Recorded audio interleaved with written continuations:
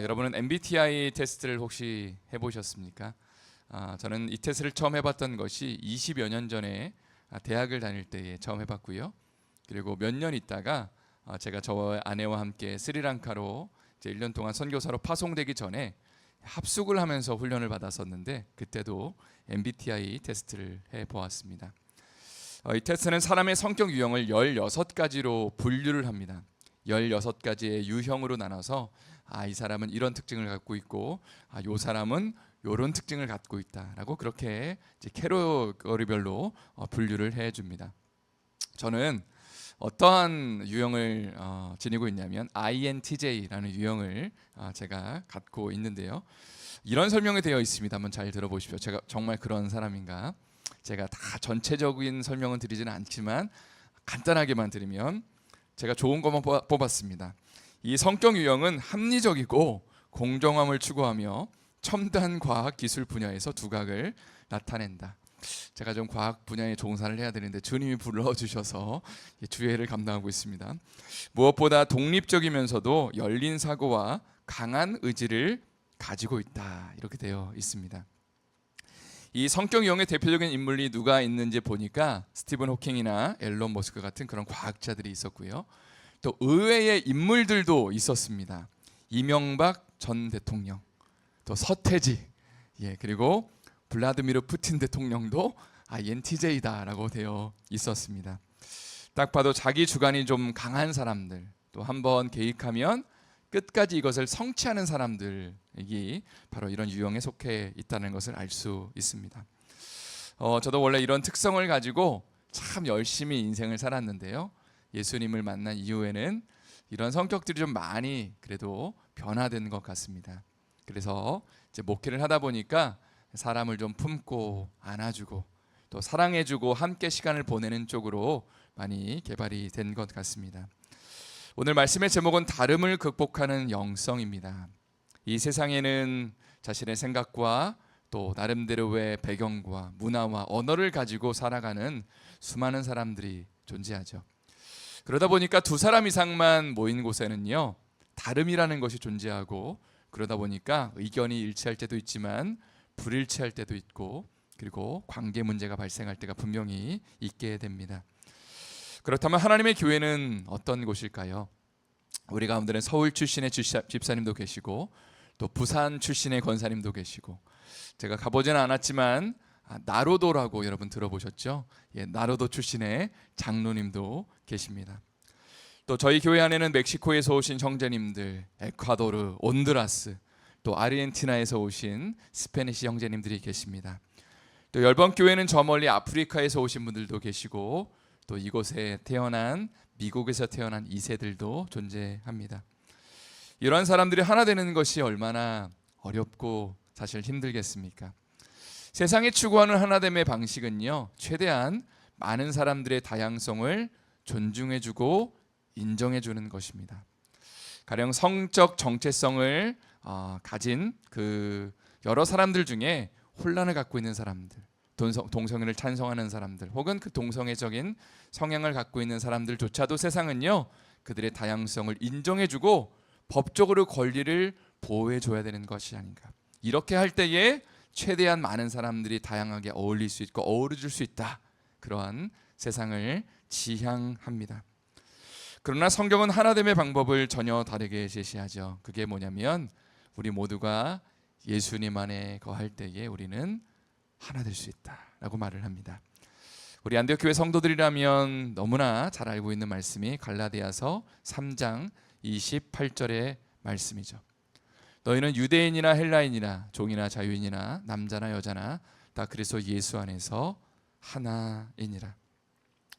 여기 보면 2000년 전에 함께하는 것이 전혀 불가능하다라고 생각되는 부류의 사람들이 지금 등장합니다. 가령 유대인과 헬라인, 또 종과 자유인, 그리고 남자와 여자. 이들은 원천적으로 또 근본적으로 함께할 수 없다라고 생각되는 사람들이었습니다. 한국에서 초등학교를 다니는 학생들은요, 아마 요즘엔 더 심각해졌을 겁니다. 내가 살고 있는 집이 몇 평이냐, 몇 평 아파트에 사느냐에 따라서 노는 무리의 부류가 달라진다고 합니다. 나는 50평대 아파트. 오케이. 일로 모여 50평대. 40평대 여기. 30평대 저기. 20평대는 절로 가 하면서 그렇게 서로의 다름과 어떤 그 신분의 그 계급을 아이들조차도 그렇게 나눈다고 합니다. 하물며 2000년 전에는 어땠을까를 여러분 한번 생각을 해보십시오. 예를 들어서 종과 자유인은 정말 하늘과 땅의 차이에 신분을 갖고 있는 사람들입니다. 종은 모든 것이 제약되었고 심지어 자신의 생명이나 가족들까지도, 내가 사랑하는 아내나 그리고 자식들의 어떤 그 자유까지도 모두 주인에게 그렇게 귀속되어 있는 상태이죠. 반면에 자유인은 모든 것을 소유하고 자유롭게 생활할 수 있는 존재입니다. 그런데 오늘 하나님의 말씀은 이 둘이 하나가 되었다. 그 비결이 무엇이냐면 바로 예수 안에 있을 때에 우리 모두는 하나 되고 서로를 안아주고 품어주며 섬겨줄 수 있다. 주인이 심지어 종을 섬겨줄 수 있고 종 앞에 무릎을 꿇고 발을 닦아줄 수 있다라고 그렇게 선언하는 것입니다. 오늘 본문의 말씀을 살펴보길 원하는데요. 먼저 오늘 본문의 배경을 잠깐 제가 나누고 싶습니다. 사도행전 13장에서 안디옥 교회에 이제 선교사들이 파송이 되는데 바로 바나바와 바울입니다. 우리는 이것을 1차 전도 여행, 1차 선교 여행이라고 부릅니다. 이들이 소아시아 지역을 중심으로 해서 복음을 증거하고 난 다음에 돌아오게 되는 것이 사도행전 14장의 마지막 부분이고요. 15장에 가면 이런 장면이 등장합니다. 유대로부터 어떤 형제들이 이상한 주장을 하기 시작했다. 바로 할례를 받지 않으면 구원받지 못한다라는 이야기를 이제 하기 시작합니다. 이야기를 듣고 교회 안에 언쟁이 발생하고 분쟁이 발생합니다. 그리고 서로가 그렇게 심각하게 토론하고 그리고 막 싸우는 가운데 이런 결론을 내리죠. 이 문제는 우리끼리 결정할 수가 없다. 사람들을 파송하고 리더들을 보내서 예루살렘에서 지금 장로들과 사도들이 이 문제를 결정하게 만들자. 그래서 바나바와 바울을 또 파송하게 됩니다. 그리고 예루살렘에서 회의가 열리게 되는데 이런 결론을 갖게 되죠. 유대인이나 이방인이나 할례를 통해서 구원받는 것이 아니라 주 예수 그리스도의 보혈의 능력을 통해서, 은혜를 통해서 구원받는다. 이것을 모든 교회들에게 알려주길 원한다라는 결론을 내리고요. 그리고 편지를 하나 주게 됩니다.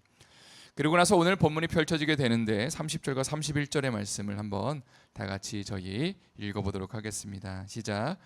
그들이 작별하고 안디옥에 내려가 무리를 모은 후에 편지를 전하니 읽고 그 위로한 말을 기뻐하더라. 여기 보니까 예루살렘 교회의 리더들이 결정한 것을 편지를 써서 지금 리더들에게 전달하고 있습니다. 그리고 이 편지를 안디옥 교회 성도들에게 읽어주니까 이 성도들이 참 기뻐하였다. 그러니까 우리가 무엇인가를 행함으로 구원받는 것이 아니라, 할례를 받아서 구원받는 것이 아니라 예수 그리스도의 보혈로, 은혜로 우리는 믿음으로 구원받는다 라는 그 얘기를 전달받았을 때에 성도들이 참 기뻐하고 그리고 감사했다라고 오늘 본문은 기록하고 있는 것이죠. 그리고 나서 오늘 본문 32절 말씀도 한번 저희 읽겠습니다. 32절 읽겠습니다. 유다와 실라도 선지자라 여러 말로 형제를 권면하여 굳게 하고. 여기 보니까 유다와 실라라는 사람이 등장하는데 예루살렘 교회에서 파송받은 형제들입니다. 그러니까 조금 전에 언급한 것처럼 바나바와 바울이 예루살렘에 갔다가 편지를 하나 들고 왔죠. 그 편지 안에는 이런 글귀가 써 있다고 말씀을 드렸습니다. 유대인이나 이방인이나 할례 받지 않아도 되고 오직 예수 그리스도의 은혜로 구원받습니다. 여러분 마음껏 주님을 믿으십시오 라는 글귀가 쓰여져 있었습니다. 그런데 이 편지에 대해서 안디옥 교회 성도들은 이렇게 반응할 수도 있었습니다. 정말 그것을 우리가 어떻게 믿을 수 있습니까? 진짜 그런 결정을 내렸는지 바나바와 바울 우리가 어떻게 믿을 수 있어요? 아직 확신이 들지 않습니다 라는 그런 의문을 제기할 수도 있었다는 거죠. 그래서 예루살렘 교회 리더들은 이 편지에 대해 증언해 줄 예루살렘 교회 출신의 몇몇 형제를 보내게 되는데 그 사람들이 바로 유다와 실라라는 것이죠. 함께 내려가서 지금 같이 증언해 주는 겁니다. 우리 교회 리더들이 이런 확실한 결정을 해준 것이 맞습니다 라고 이야기를 하니까 지금 형제들의 믿음이 굳건하게 세워지게 되었다라고 오늘 본문은 기록하고 있죠. 그리고 오늘 본문에서 우리가 본격적으로 다룰 부분이 펼쳐지는데 바로 바나바와 바울이 2차 전도 여행을 떠나자라고 그렇게 작정하는 장면입니다. 아마 바울과 바나바는요, 예루살렘 회의가 있은 후에 그리고 어느 정도의 시간이 흐르고 난 다음에 안디옥 교회에 있으면서 아마도 그 1차 전도 여행 때 방문했던 교회들의 안부가 무척이나 궁금했던 것 같습니다. 혹시 문제는 없는지, 예수님 잘 믿고 있는지 우리가 한번 다시 1차 전도 여행 때 방문했던 곳을 다시 가기를 원합니다 라고 지금 바울이 바나바에게 제안을 하고 있는 것이죠. 또 무엇보다 예루살렘에서 결정된 중요한 사항을 이들 교회에 지금 전달해주고 싶은 마음도 있었을 겁니다. 혹시라도 유대 출신의 형제들이 또 그곳에 가서 할례 받아야 된다고, 그래야지 구원받는다는 얘기를 한다면 교회가 혼란스러운 가운데 있는 거니까 우리가 가서 예루살렘 교회에서 결정한 것들을 우리가 적극적으로 전해주자, 증거해주자라는 의미에서 우리가 2차 전도 여행을 하는 것이 좋겠다라고 그렇게 제안을 하는 것입니다. 그런데 문제가 하나 생깁니다. 전도팀을 구성하는 가운데 심각한 갈등이 생기게 되는데 37절과 38절의 말씀입니다. 한번 다 같이 또 읽어보도록 하겠습니다. 바나바는 마가라하는 요한도 데리고 가고자 하나 바울은 밤빌리아에서 자기들을 떠나 함께 일하러 가지 아니한 자를 데리고 가는 것이 옳지 않다 하여. 여기 보니까 바나바는 마가라하는 요한을 데리고 가자라고 그렇게 제안을 하는데요. 우리가 잘 알고 있는 것처럼 마가는 바나바의 생질이었다, 조카였다라고 성경은 기록하고 있습니다. 마가는 1차 전도 여행 중에 선교를 포기하고 집으로 돌아갔던 전력이 있는 인물이었죠. 그런데 시간이 좀 지난 다음에 아마도 많이 회복했던 것 같아요. 다시 가고 싶다고 삼촌 그렇게 얘기를 하니까 그래 같이 가자라고 지금 바나바는 이야기를 하고 있습니다. 그러나 바울은 절대 안 된다고 지금 완강한 입장을 펼치고 있죠. 여러분 1차 전도 여행 때 마가가 중간에 집으로 돌아가는 바람에 우리 전도 팀원들이 많이 고생하지 않았냐, 어려움을 겪지 않았냐, 그런데 또다시 즉시 기회를 주는 것은 옳지 않다라고 지금 그렇게 이야기를 하고 있는 것입니다. 성도 여러분, 이러한 상황에서 어떻게 하는 것이 더 성경적이라고 생각하십니까? 한 번 더 기회를 주는 것이 좋을까요? 아니면 아직 아니야, 좀 더 기다려야 돼 라고 하는 것이 지혜로운 결정일까요? 성경적인 결정일까요? 성경은 정확한 답을 우리에게 제시하지 않습니다. 참 재밌죠? 이건 기다, 저건 저거다, 정확하게 선을 그어주면 참 좋은데 오늘 이 본문에 대해서는 누가 더 옳은 결정을 내렸다, 뭐가 더 하나님 기뻐하시는 것이다 라고 이야기를 하지 않는다는 사실입니다. 사실 바나바와 바울은 모두 나름대로의 성경적인 입장을 취하고 있습니다. 먼저 바나바는요, 위로의 아들이라는 별명을 가지고 있죠. 이 사람의 특징은요, 아프고 연약한 사람들, 다른 사람들이 외면한 사람들을 다시 살리는, 다시 좀 일으켜 세우는 그런 특징을 갖고 있습니다. 그리고 사도 바울이 처음에 예수님을 만난 이후에 원래 예수님을 핍박했던 사람이니까 겁이 나서 아무도 사도 바울을 만나려고 하지 않았을 때에 누가 그를 데리고 가서 예루살렘의 사도들에게 소개를 해줬냐면 바나바가 그런 역할을 감당해 주었습니다.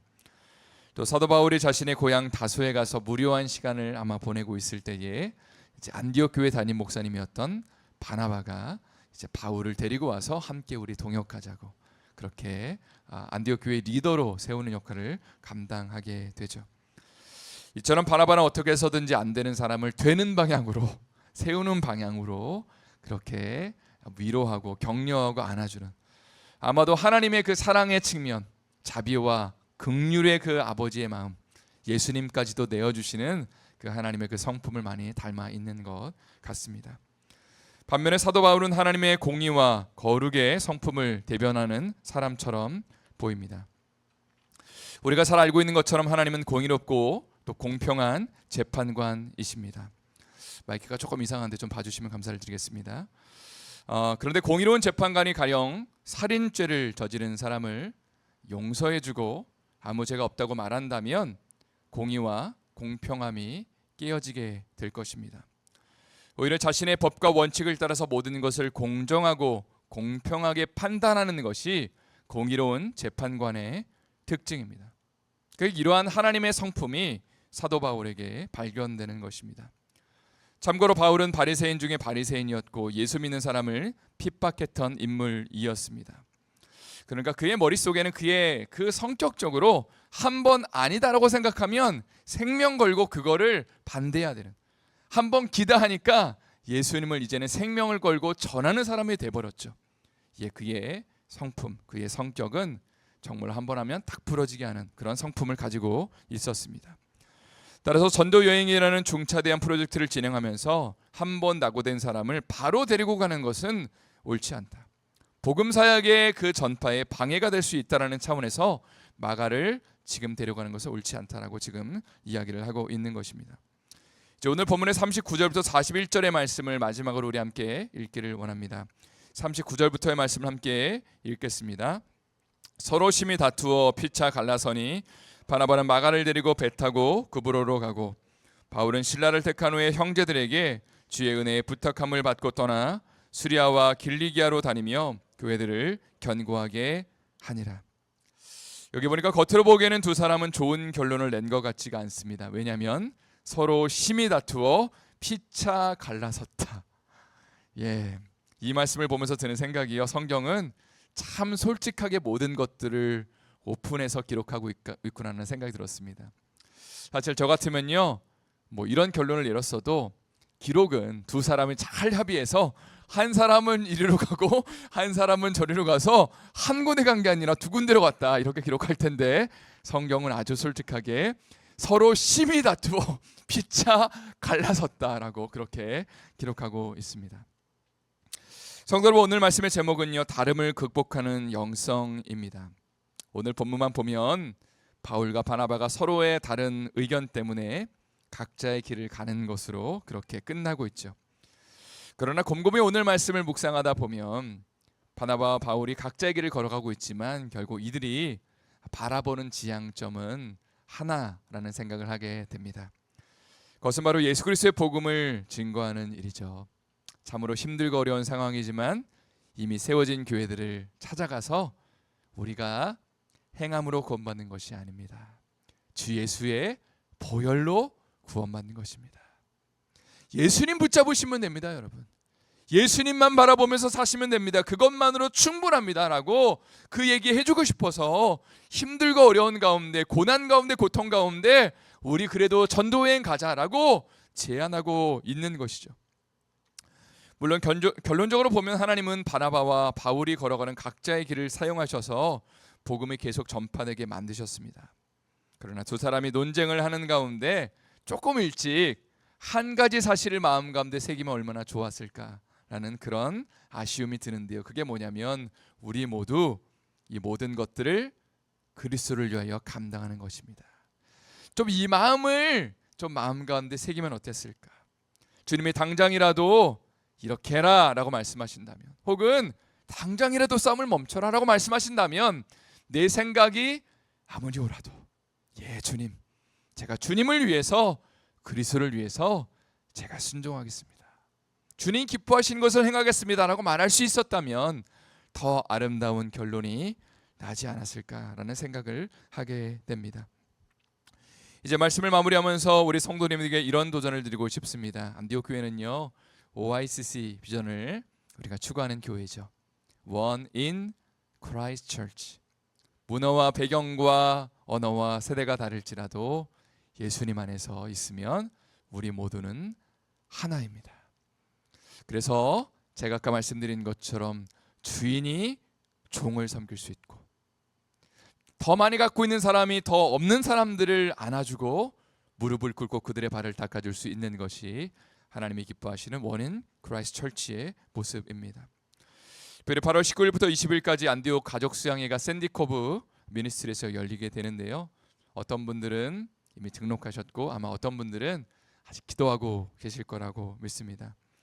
그런데 한 가지를 기억하셨으면 좋겠습니다. 이 모든 것이 나를 위한 것이 아니라 예수 그리스도를 위한 것입니다.